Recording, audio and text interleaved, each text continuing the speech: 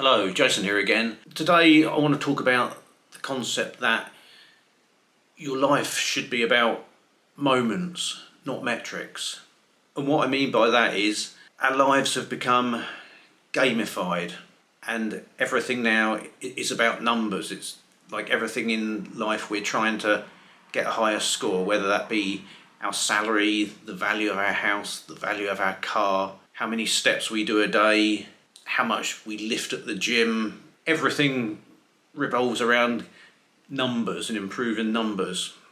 And I think that's taking our lives in the wrong direction because we're always focusing now on putting numbers on everything and achieving better numbers than just actually enjoying the things we're doing. And I think in some ways social media has made that worse because, for instance, we now don't focus on the activities we do with our friends and how much we enjoy it. We're now just focusing on the number of friends we can have. How big is our friend network on Facebook? How many followers do we have on Instagram? It's all about putting numbers on everything. When we do a hobby now, for instance, a piece of art or something, it doesn't really matter the fun we have from making a piece of art or a piece of music. It's about putting it online and then did it get enough likes? And if it doesn't get enough likes, we feel disappointed. We sort of forget the fun we had actually creating it, if we even still have fun creating these things anymore. We just focus on, are other people going to like it and what sort of validation are we going to get back from people?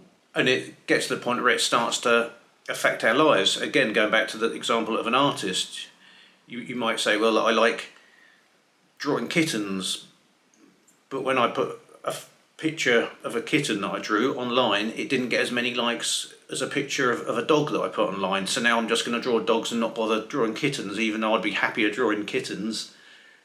But it seems that more people like dogs, so that's what I'm going to do. And it's just taken away from our happiness. And part of the reason this is happening, obviously, is because companies want us to basically chase scores, that they want us to be obsessed with metrics, because it makes their life a whole lot easier. They don't want us to be these random individuals who just come and go.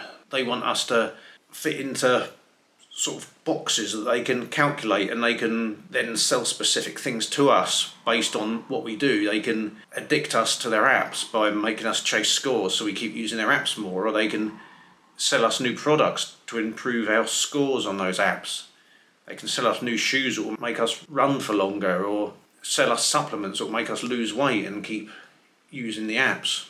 And an example of this, for instance, is this Fitbit here that I bought in, I think, 2021, when it was the post-pandemic years, and I was spending more time working from home and I was starting to put on weight. So I thought, well, I'll get a Fitbit and just keep track of the steps that I'm doing each day. I'll walk around the house a bit, then calculate the calories I'm burning, and then I can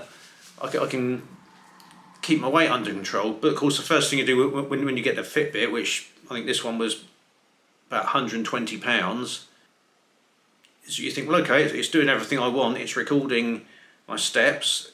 I can calculate the calories, but then you get the thing saying, well, if you subscribe to the premium subscription, then you can also monitor your sleep habits, and you can see how many hours you spend in REM sleep and how many hours you spend in light sleep. And of course, me being a bit of a statistics nerd who's become obsessed with metrics, I'm like, okay, yeah, I'm going to sign up for this,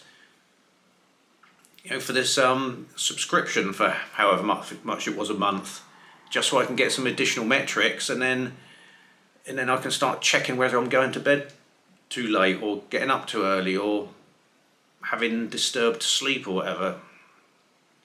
So it's just another way where they got me hooked on the metric, even though I'd already spent £120 with them to buy the thing. They get me hooked on the metrics, and then I'm paying a monthly subscription as well, just to get some other metrics, which, to be quite honest, there wasn't a lot I could do about. I'm pretty set in the hours I can sleep.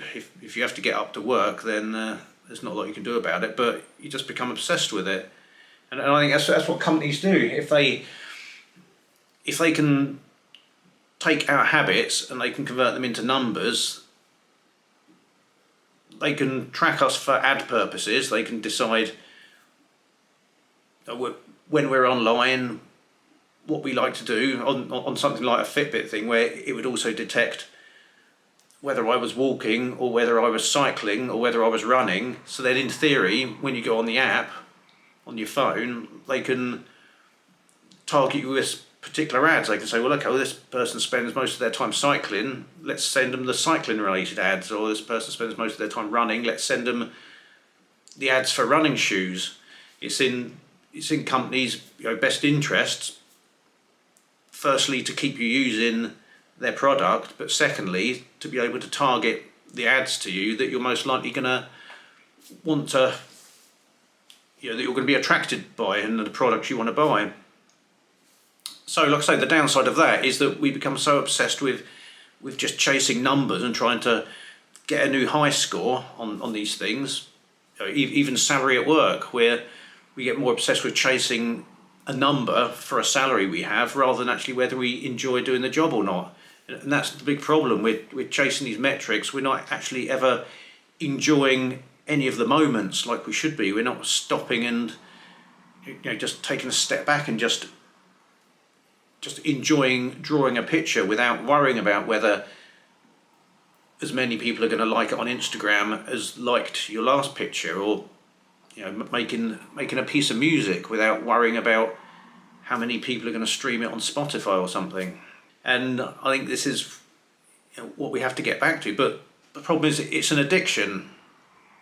Getting higher numbers in the same way that video games discovered back in the late 70s, early 1980s, when arcades first came along. They realised that if you get people addicted chasing a high score, they're going to keep putting money into the arcade machine, and as soon as that game's over, they're going to want to put more money in to get another higher score. And that's exactly the same gamification that our whole lives have turned into now, that we're just chasing high scores all the time, and we're prepared to pay any price to anybody really just to get a slightly higher score than we did last time, or to get a slightly higher score now than our friends, because we're envious that they're apparently doing better than we are based on these arbitrary metrics that that somebody's invented, that actually mean nothing in the real life. They're not a measure of how happy we are.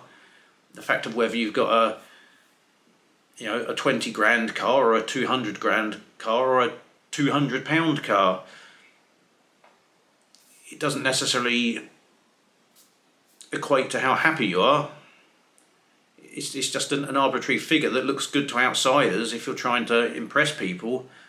Perhaps if you're trying to, post pictures of everything you've got on Instagram to impress people, to get more likes again and push your score up, then yeah, that's good, but it doesn't necessarily make you happy. And I just think that's what we've lost now. It's made us, it's made it impossible to really enjoy a lot of things. I find that personally now. It's why hobbies don't feel like hobbies anymore. Hobbies always feel like they're a side hustle, and that every time we're working on something, we have to be thinking about how we're going to market it and whether people are going to be interested in what we're doing, because we're just always trying to push our metrics up. That's all that drives us now. We just keep pushing until the day we finally die, and that's it. Game over. There's no more chances to put money back in a slot. That's it. We're done. We're finished. And then we realise that all along the way we actually missed out on actually enjoying the moments that we were in, actually taking a step back and just enjoying the process rather than being obsessed with a made-up metric. But anyway, that's just my rambling thoughts on the subject. Let me know what you think in the comments.